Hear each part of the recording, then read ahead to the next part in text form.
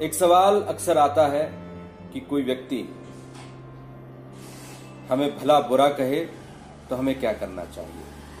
कोई व्यक्ति हमारी शान के खिलाफ कहे तो हमें क्या करना चाहिए।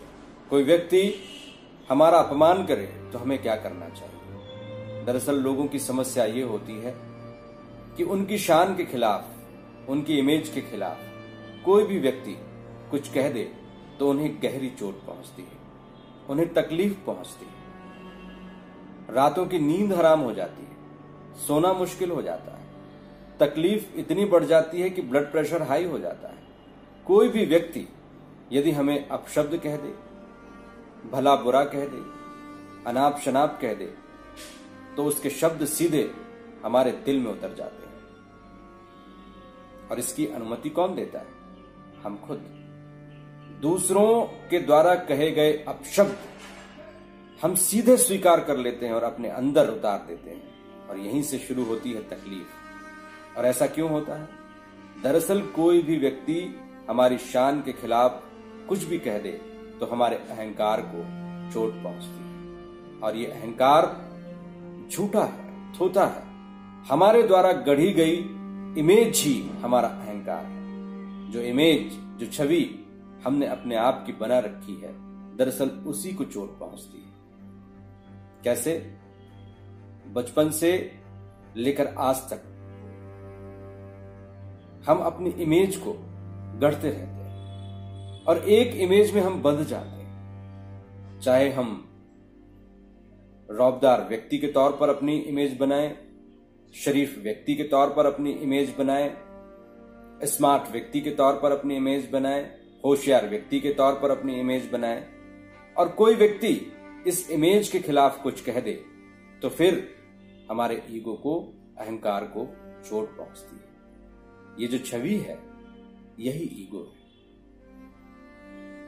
और ये छवि हम तभी बनाते हैं जब हम अपने मूल रूप को, मूल स्वभाव को भूल जाते हैं। और जैसे ही हम अपने मूल स्वभाव के पास पहुंचते हैं, उसके करीब पहुंचते हैं, उसको जानने की कोशिश करते हैं, तो ये छवि, ये जो फॉल्स ईगो है, ये जो झूठा अहंकार है, इसका आवरण हट जाता है और हमें चोट पहुंचनी बंद हो जाती है। कोई भी व्यक्ति आपसे कुछ कहता है, आप उसके साथ बह जाते हैं। किसी व्यक्ति ने आपको बुरा कहा तो आपको ऐसा लगता है कि कहीं मेरी छवि बुरे की तो नहीं बन रही, और इसी वजह से आपको दुख पहुंचता है, तकलीफ पहुंचती है। अपने मूल स्वरूप को पहचानिए, अपने आप को आसमान की तरह बनाइए, बिल्कुल खाली, बिल्कुल सपाट। अपनी कोई इमेज बनाए भी तो एक एक्टर की तरह बनाए।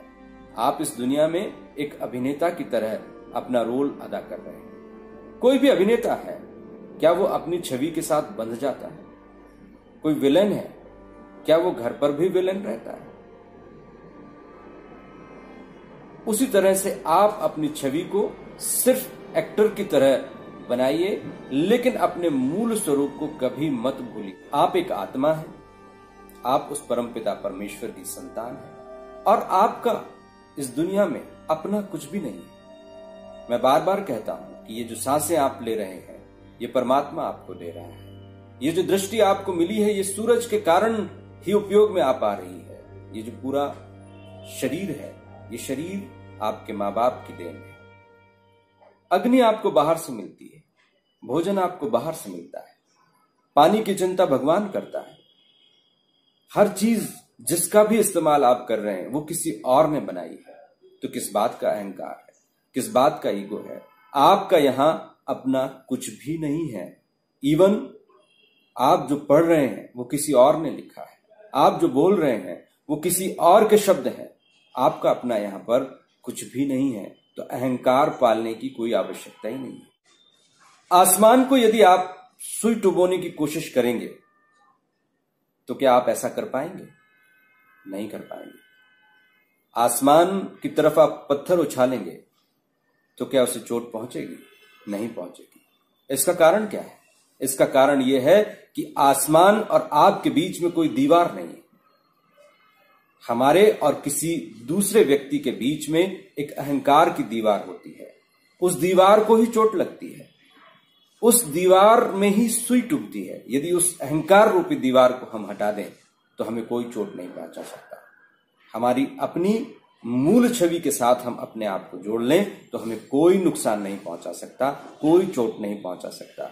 किसी व्यक्ति ने यदि हमें कुछ कहा है तो वो चाहता है कि आपको चोट पहुंचे, आपको तकलीफ पहुंचे, आपको दर्द हो, लेकिन उसके कहे गए शब्द से यदि आप विचलित नहीं होते, आपका सुकून नहीं छिनता, तो वो व्यक्ति खुद परेशान हो जाएगा। क्योंकि वो व्यक्ति चाहता था कि आपको किसी तरह से हताहत करे, आपको हर्ट करे, लेकिन आप तो हर्ट हो ही नहीं रहे, तो वापस वो शब्द उसी के पास पहुंच जाएंगे। वो खुद हर्ट हो जाएगा, खुद परेशान हो जाएगा, खुद दुखी हो जाएगा। उम्मीद है आपको ये वीडियो पसंद आया होगा। इसे लाइक करें, शेयर करें।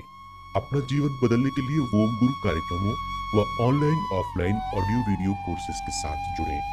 घर बैठे आंतरिक शक्तियों, आध्यात्मिक शक्तियों, चक्रों के विकास, कुंडलिनी शक्तियों को वैज्ञानिक